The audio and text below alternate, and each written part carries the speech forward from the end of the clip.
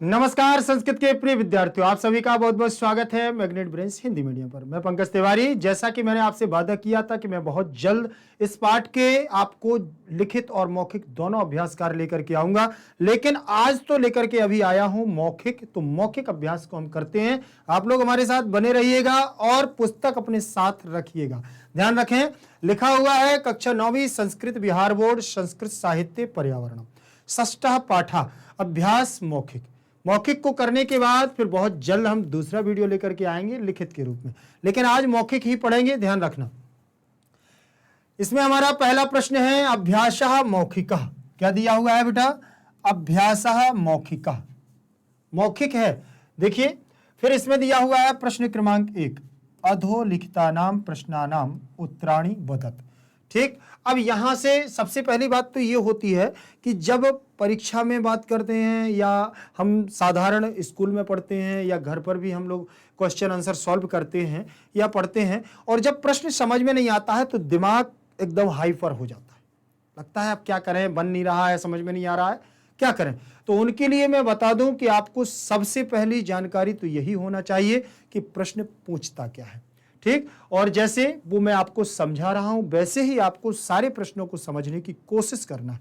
ध्यान रखें, यहां पर लिखा हुआ है, जैसे ये हर पुस्तक में लिखा होता है अधोलिखितानां प्रश्नानां उत्तराणि वदत दिया रहता है। अब इसको कैसे पढ़ना है, तो इन दोनों इस शब्द को उठाते हैं यहां से। ये लिखा हुआ है अधः, अधः लिखिता नाम, लिखिता नाम। ठीक, इतना पहले देख लो। अब सबसे पहले बात करें तो अधा क्यों कर दिया, यहां विसर्ग संधि लगा दी मैंने। ठीक, विसर्ग से पहले छोटा आ और विसर्ग के बाद अगर अंतस्थ व्यंजन या किसी वर्ग का तीसरा अक्षर आ जाए या हा आ जाए तो विसर्ग के स्थान पर क्या हो जाता है? ऊ हो जाता है। क्या हो जाता है? ऊ हो जाता है। तो यहां पर विसर्ग के स्थान पर क्या कर दें बेटा? ऊ कर दिया और लिखित शब्द ज्यों का त्यों लिख दिया, लिखिता नाम लिख दिया। अब यहां पर इसमें धा में से आ और ऊ, धा में से आ ले लिया और ऊ ले लिया, आ के बाद ऊ आता है तो बेटा क्या बनता है? ओ बनता है। तो मतलब यहां पर गुण हुआ है, और गुण हुआ है तो विसर्ग संधि कहती है कि एक उत्त संधि कहलाती है। विसर्ग के अंतर्गत कौन सी संधि होती है बेटा?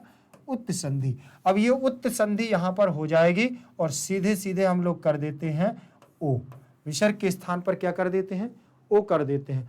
अब यहां बन गया अधो। अब अधो या अधा दोनों की बात करें तो दोनों का अर्थ होता है एक ही, नीचे। क्या होता है? नीचे। इसका मतलब नीचे की बात की जा रही है। देखो, अधो माने नीचे, अधो मतलब नीचे। और लिखिता नाम, तो लिखित शब्द से लिखिता नाम बना षष्ठी विभक्ति बहुवचन। कौन सा बना है? षष्ठी विभक्ति बहुवचन। षष्ठी विभक्ति का बहुवचन यहां पर लगा दिया है और षष्ठी विभक्ति के बहुवचन में क्या बन गया है? यहां उन्होंने ये कहा है कि नीचे लिखे हुए प्रश्नों को, प्रश्नाम, प्रश्नाम माने प्रश्नों को, द्वितीय विभक्ति का एक वचन लगा, द्वितीय विभक्ति प्रश्नाम, द्वितीय विभक्ति का क्या लगा है? एक वचन। तो नीचे लिखे हुए प्रश्नों को, सॉरी प्रश्नाम षष्ठी का बहुवचन, प्रश्नों को उत्तराणि माने उत्तर, वदत माने बोलो। ठीक, तो दोनों जी उत्तराणि, उत्तरम, उत्तरी, उत्तराणि, ये हमारा प्रथमा का बहुवचन लगा हुआ है। वो कह रहा है नीचे लिखे हुए प्रश्नों के क्या करो? उत्तरों को बोलो। अब यहां पर उत्तर बोलना है। प्रकृतेः उपकरणानि कथम प्रकल्पितानि। प्रकृति में देखिए, प्रकृति के उपकरण, प्रकृति के जो उपकरण हैं हमारे इस संसार की, प्रकृति जो है, प्रकृति के उपकरण क्या है? प्रकृति उपकरणानि कथम प्रकल्पितानि, कैसे क्या है? प्रकल्पित होते हैं। प्रकृति के उपकरण क्या है? नदियां हैं, वृक्ष हैं, यही तो प्रकृति के उपकरण हैं। अच्छा, पर्यावरण शुद्ध करने के लिए क्या हमारा कूलर काम करेगा? एसी काम करेगी पर्यावरण को शुद्ध करने के लिए?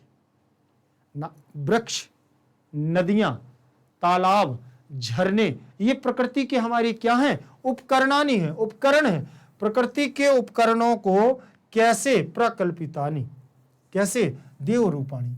किसके द्वारा ये हमारे प्रकृति के उपकरण आते हैं? देखो, प्रकृति उपकरणानि देव रूपाणी, कैसे हैं, किससे किससे तुलना की गई है, हमारी प्रकृति के उपकरणों की, देव रूपाणी, देवों के रूपों से।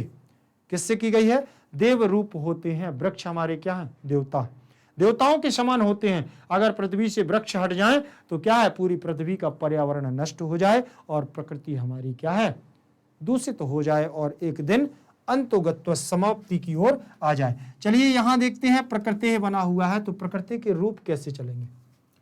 प्रकृति के रूप आप चलाइए ऐसे, प्रकृति ही, प्रकृतिम, प्रकृति, प्रकृतिम, प्रकृत्या, प्राकृत्या, ठीक, प्रकृति, प्रकृतिम, प्रकृत्या, प्रकृत्यई, प्राकृत्यई, प्राकृत्यई, ठीक, फिर प्रकृत्याः, प्राकृत्याः, प्राकृत्याः, प्राकृत्याः, प्रकृत्याम्,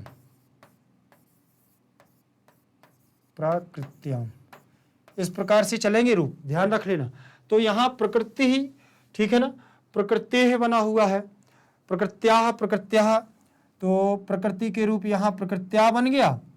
अब यहां जो प्रकृति बात करते हैं तो यहां हमारा प्रकृति का वर्णन बन जाएगा। प्रकृति, प्रकृति कहां पर बनेगा, ध्यान रखें, हरे हरे के रूप में भी एक बनेगा, बनेगा कि नहीं बनेगा। तो प्रकृति, प्रकृति यहां बन जाएगा दोनों विकल्प में, यहां बनेंगे प्रकृति, प्रकृति, विकल्प भाव में बनेंगे, ध्यान रख लेना, विकल्प भाव। बहुत बार बहुत सारे ऐसे रूप हैं हमारे जो विकल्प में बनते हैं। तो प्रकृति, प्रकृति यहां बनेगा।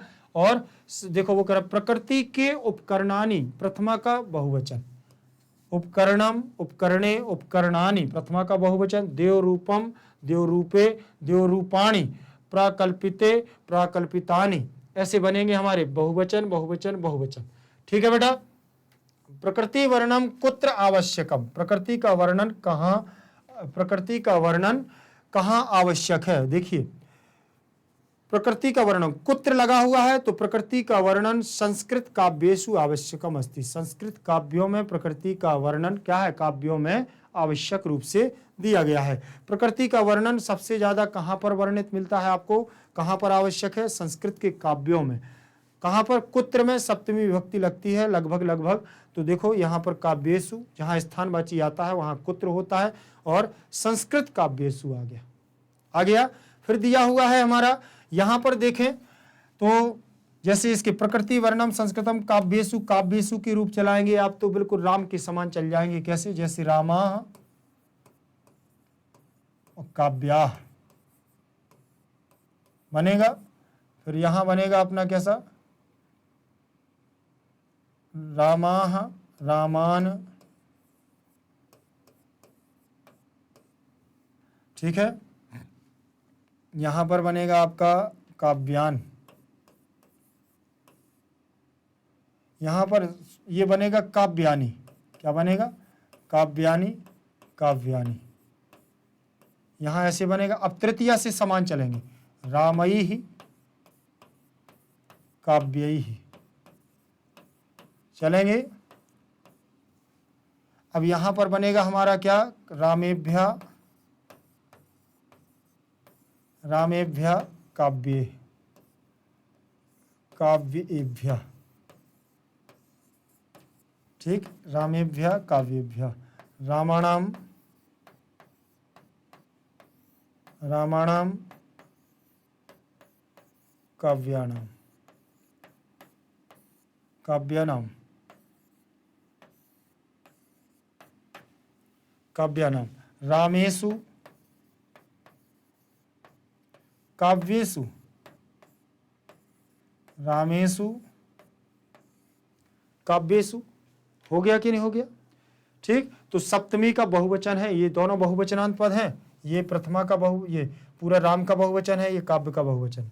ठीक, फिर इसके बाद वाल्मीकि कम सरोवरम वर्णयति, वाल्मीकि जी ने किस सरोवर का क्या है यहाँ पर वर्णन किया है, कम, कौन से सरोवर का, कहा कम, किसको, सरोवर वर्णयति, सरोवरः श्रेष्ठः, वाल्मीकि, वाल्मीकि में प्रथमा का बहुवचन लगा हो, वो प्रथमा का एक वचन लगा है। कैसे? जैसे हरि का रूप बनेगा हरि, हरि, हरिम, हरिणा, हरये, हरि ही हरिम, हरिणा, हरये। यहाँ बनेगा हमारा वाल्मीकि ही, वाल्मीकि ही,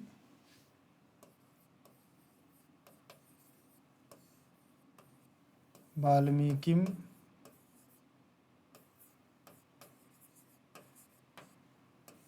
ऐसे बनेगा वाल्मीकिम, वाल्मीकिनः। ठीक, ऐसे बनते जाएंगे। सरोवर श्रेष्ठा पंपा वर्णयति, पंपा सरोवर की इन्होंने क्या है इसमें वर्णन किया है पर ऊपर, ठीक है ना, अच्छे तरीके से पंपा सरोवर का वर्णन इसमें किया गया है। सरोवर श्रेष्ठा, सरोवरों में श्रेष्ठ कौन है? बोले पंपा सरोवर, वर्णयति, वर्णन भी उन्होंने किया हुआ है। ठीक, आगे देखेंगे अगला प्रश्न इसके बाद दिया हुआ है, ज्येष्ठ मासस्य मध्याह्नम केन वर्णिता। ज्येष्ठम आशस्य, ज्येष्ठ मासस्य, ज्येष्ठ मासस्य, षष्ठी विभक्ति का एक वचन। कौन सी विभक्ति लगी हुई है? षष्ठी, षष्ठी विभक्ति का एक वचन, षष्ठी विभक्ति का एक वचन लगा हुआ है। ज्येष्ठ मासस्य, जैसे रामस्य बनता है ना वैसे ही बनेगा आपका ज्येष्ठ मासस्य। मध्याह्न, मध्याह्न का मतलब दोपहर, मध्याह्न का मतलब क्या है बेटा? दोपहर, दोपहर। केन माने ज्येष्ठ मासस्य मध्याह्न, दोपहर में किसके द्वारा, किससे वर्णन है, किससे वर्णन किया गया है? केन, देखें जरा, बाणभट्टेन, किससे? बाणभट्टेन के द्वारा वर्णन किया गया है ज्येष्ठ मास के दोपहर का। किसके द्वारा वर्णन किया गया है ज्येष्ठ मास के दोपहर का वर्णन? बाणभट्टेन माने बाणभट्ट के द्वारा। बाणभट्ट के द्वारा कादंबरी की भी रचना की गई है, ध्यान रख लेना। बाणभट्टेन आपके में रूप आया हुआ है, बाणभट्ट के द्वारा। केन है, तृतीय विभक्ति लगी है, तो बाणभट्टेन में भी हमारा क्या लगी हुई है? तृतीय विभक्ति लगी हुई है। देखें जरा, इसमें तृतीय हमारी हो गई ना, ये बाणभट्टेन में तृतीय विभक्ति लगी हुई है, ध्यान रख लेना।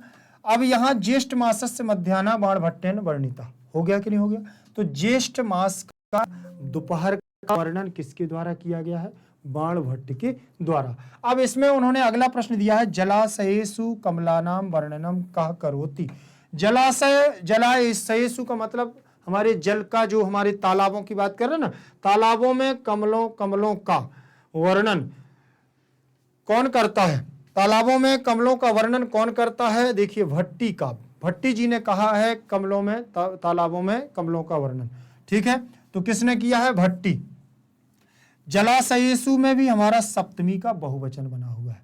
देखिए कैसे, जैसे रामेषु, जैसे बनेगा रामेषु वैसे ही बनेगा जलाशयेषु।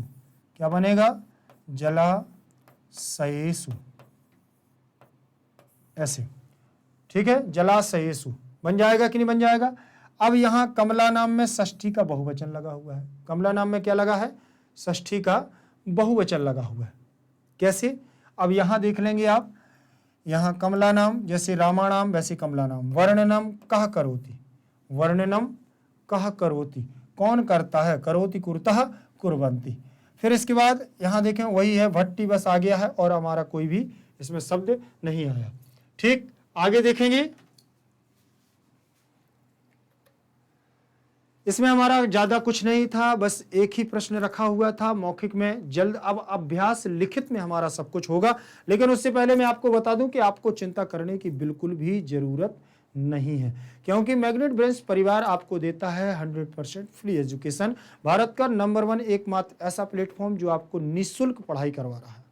ठीक, तो आप चाहे किसी भी बोर्ड से हो, चाहे सीबीएसई हिंदी मीडियम हो, सीबीएसई इंग्लिश मीडियम हो, यूपी बोर्ड हो, बिहार बोर्ड हो, कहीं से भी आप ताल्लुक रखते हो, बिल्कुल बिल्कुल आपको परेशान होने की ज़रूरत नहीं है। आप तो magnet brains Hindi medium, magnet brains English medium आप तो टाइप करें और बस हमसे जुड़ने की कोशिश करें और ज़्यादा से ज़्यादा लाइक शेयर कमेंट के साथ बेल आइकन को दबाना ना भूलें।